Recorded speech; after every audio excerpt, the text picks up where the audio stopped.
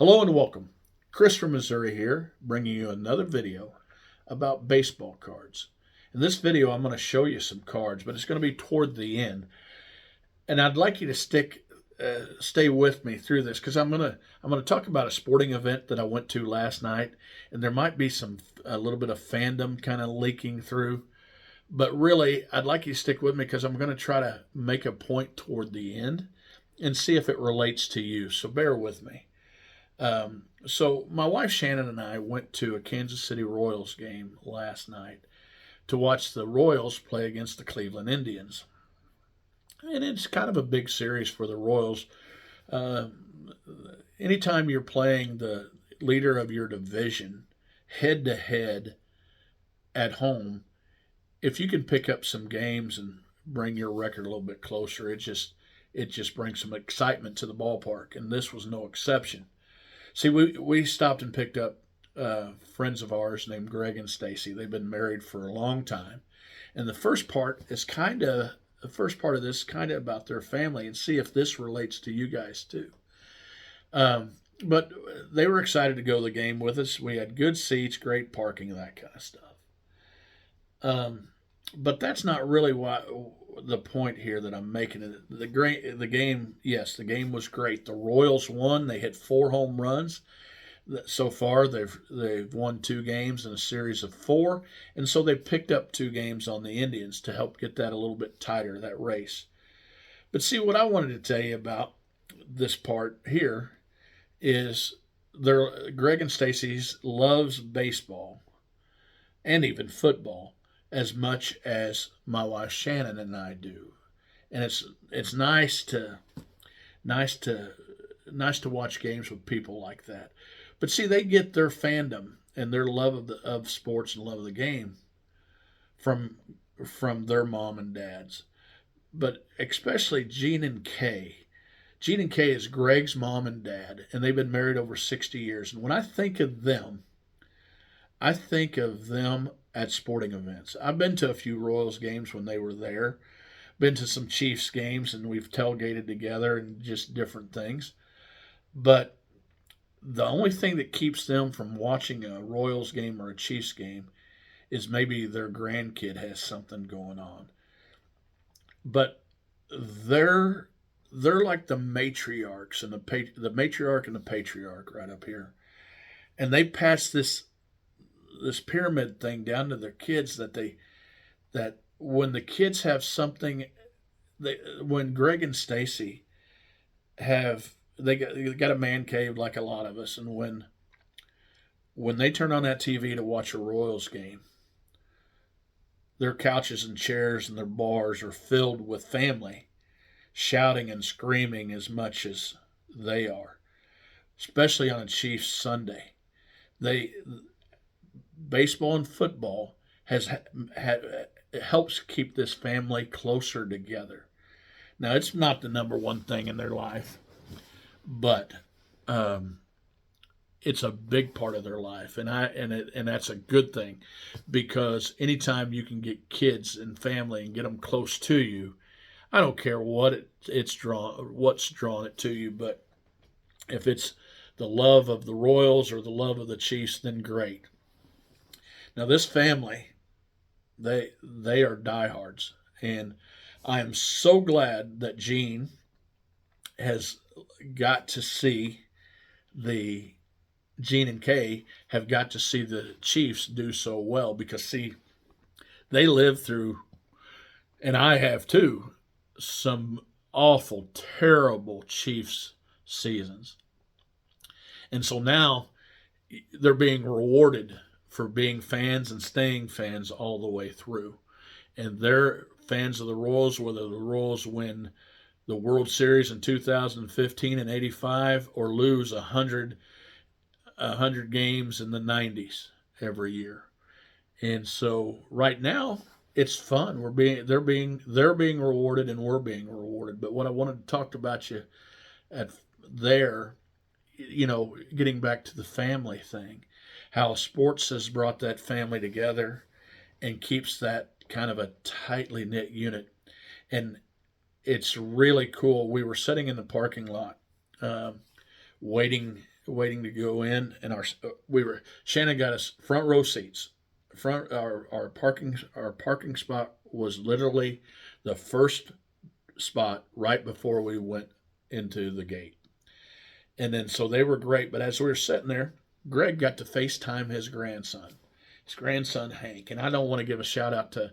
He's got way too many kids and grandkids to give shout outs to everybody, but they all have the love of sports, like Greg and Stacy do, and like Gene and Kay do. Hank is 8 years old, and Greg, teased him and texted him and said, "Hey, I'm parking next to Bobby Witt's car." Well, Hank had to FaceTime Greg right away. And of course, Greg was teasing a little bit, but you could tell as an 8-year-old, that kid knows his stuff. And where's he get it? He hears it all the time. And I tell you, wouldn't you love to see a lot of families know have all their grandkids and kids come over to watch games, and you know where your kids are and you know where your grandkids are, because there's a lot more stuff they could be doing. So I just want to tell them, if they ever watch this, that how cool I think it is. And I want to tell Hank, if he's watching this, that if he can talk his grandpa into coming over, I got a Bobby Witt card from him. Now, the second part of this is, first of all, the Royals won. Second of all, I had a great time with my wife. I better put that in there too. But the third thing is, are you witnessing something on your favorite team that you should be paying attention to? Because as I was sitting there last night watching the game, I thought I was kind of watching greatness, and I knew it as a kid growing up when I watched George Brett after the '85 World Series. I knew every year after that I was watching a Hall of Famer until he retired. And so, are you with your team watching a Hall of Famer? Is it a young guy that you're watching? So let me show you why I think that. So here's a few George Brett rookie cards that I want to show you, since I went to a Royals game last night. But I watched Salvador Perez hit a home run. Now I've paid close attention, and I love Salvador Perez, and I thought he has a chance to be in the Hall of Fame. But he hit a home run last night, and every time he puts a bat on the ball and does something good, I think he's inching closer to being in the Hall of Fame.